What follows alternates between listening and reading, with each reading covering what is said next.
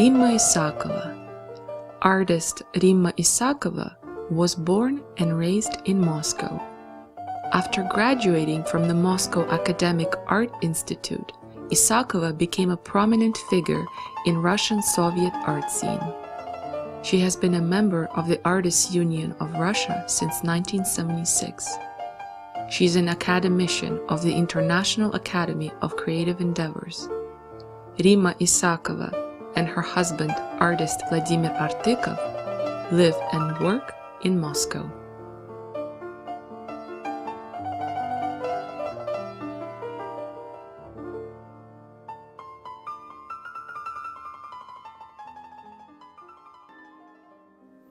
Да, эта встреча мне очень глубоко запомнилась, потому что можно редко встретить людей глубоких, талантливых, искренних и любящих искусство. Однажды к нам пришли семья друзей Володиных, и я первый раз с ними познакомилась, Дурды, с супругой и с маленькой внучкой очаровательной. Я с удовольствием передаю поклон Гюзель, Кей и маленькой девочке, которая стала уже большой, и говорят, что она в Испании занимается теннисом успешно. Вот, но она меня очаровала, причем она, маленькая девочка, сняла туфельки, и белые носочки ее быстро превратились из белых в коричневые. Но это мастерская. И вот, что меня поразило, Дурды, обычно художники приходят, как правило, потому что всю жизнь занимаешься вот с художниками, общаешься с художниками. Но есть вот художники, а есть профсоюз художников. Вот Дурды – это из породы художников. Это далеко и совершенно не профсоюз. И, как правило, обычно художники приходят, но хоть бы кто взглянул на стены. Даже искусствоведы приходят, никто из них с именами искусствоведа, никто никогда не смотрит на стены. Их это не интересует, у них свой мир, они живут в своем мире, они уже сделали выводы, и поэтому для них неинтересно. Вошел Дурды. Первым делом он сразу стал сходить, не так тесно у нас было, более просторно, стал смотреть все стены. Посмотрел стены, да, вот это. И я увидела его просто искренний интерес к искусству, к настоящему вот искусству, потому что часть работ на стенах – это не мои работы, это я собираю коллекцию. И если он восторгался, то, в общем-то, и работами, которые действительно оценены в коллекции моей. И вот потом он посмотрел на книжные шкафы и стал говорить о книгах. Поразительно, художники, редко читающий народ, редко. У него огромная коллекция книг. Он говорит, вот я должен пойти, вот сейчас вышла книга, я должен купить эту книгу, вот я поеду в Ленинград, обычно он отдыхал где-то под Ленинградом, в поселке писателей, как я помню, не знаю, забыла, Сартовала, по-моему. И я увидела в Дурды тот образ подлинного искусства. От него, знаете, такая благотворительность такая шла, улыбка такая шла. Жена у него такая воспитанная, она не перечила супругу, как полагается на Востоке. Она молча слушала его, хотя в ней чувствовалась такая власть. И она женщина, я поняла, сильная. Он постоянно улыбался, но когда они встретились с Володей, они обнялись и сидели в обнимку все время. Потому что дружба, которая родилась еще в училище, и даже раньше, она никогда не прекращается. Он как раз приехал из Бишкека, по-моему. Его приняли в академике, в почетные академики в Бишкеке. И он показал фотографию, где он в мантии, где ему присуждают мантию. Он почетный академик этой академии. И он говорит, и в следующий раз я приеду, со мной нет этюдника, я приеду, обязательно привезу этюдник, холст и напишу портрет ваш и Володин. Раздается звонок, где-то через года два, раздается звонок, а мы были на даче. Встреча не состоялась, к сожалению.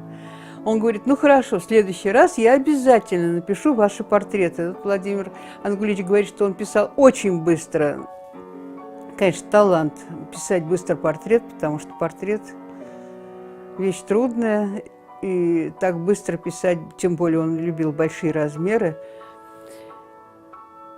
Ну, к сожалению, он ушел из жизни, так и не написав наши портреты. Может быть, мы сами с Володей виноваты.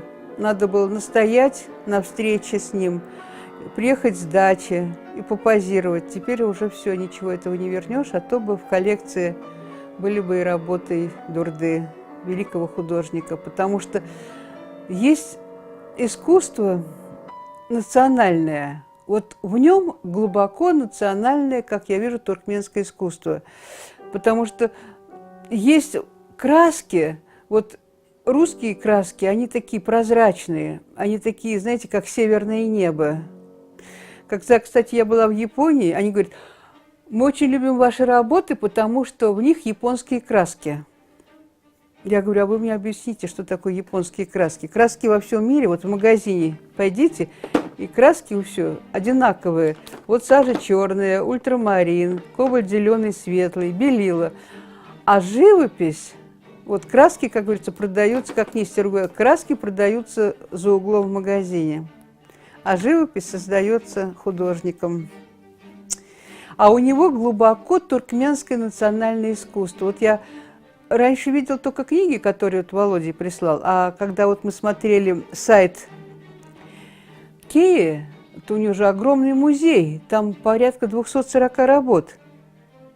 И все стены, все вот его работы повешены.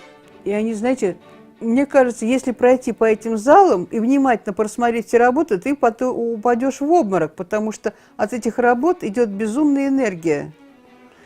И к концу просмотра всего этого зала, всех залов, ты безумно устанешь. Человек, видно, сдержанный. Вы знаете, бывает, как Врубель сказал, темперамент художника состоит не в том, чтобы с потолка краска летела, когда художник пишет, а наоборот, темперамент художника заключается в том, чтобы этот сдержанный талант твой, он проявлялся в холсте. Вот в нем этот его внутренний бешеный темперамент именно в холсте проявляется. Я считаю, что он яркий, как говорится, как газетной фразой, если выражаться, яркий представитель туркменского национального искусства. Но что странно, вы знаете, портрет в туркменском искусстве, он никогда раньше не писался. Он стал писаться совсем недавно, потому что мусульманское искусство, оно запрещало изображение человека. И поэтому очень, как я вот знаю, многие туркменские художники, они какие-то вот леваки большие, очень большие леваки. Вот у нас в доме Зарипов, он делает такие схематические вещи. Если скажут, что это Петр Иванович, а нет, скажут, это Иван Петрович, то хорошо, я согласна и с тем, и с этим. А у Дурды человек похож, он изнутри похож. Его психология, его величественность, профессия, вот в нем все видно. Очень много колхозниц он переписал вот в красивых одеждах, очень много. То есть он создал, вот как Шилов в Москве, он создал, когда вот уйдет эта эпоха, уйдет Шилов, и останется эпоха этого времени. Этих вот видно, что как бы вы ни переодевали человека в холсте, все равно вот посмотрят на холст и скажут, ага, это вот 1995-2000 год. Потому что любое время, оно отражается на холсте. Как бы ты ни старался писать под старину или как-то еще, но вот именно то ли дух вот человека, потому что в основном это дух художника определяет его искусство, а не мазки там, какие-то еще, очень много вещей в искусстве, которые определяют его. А в нем вот он оставил эпоху той Туркмении, которой уже нет. По нем будут изучать ту Туркмению и будут даже с ностальгией вспоминать.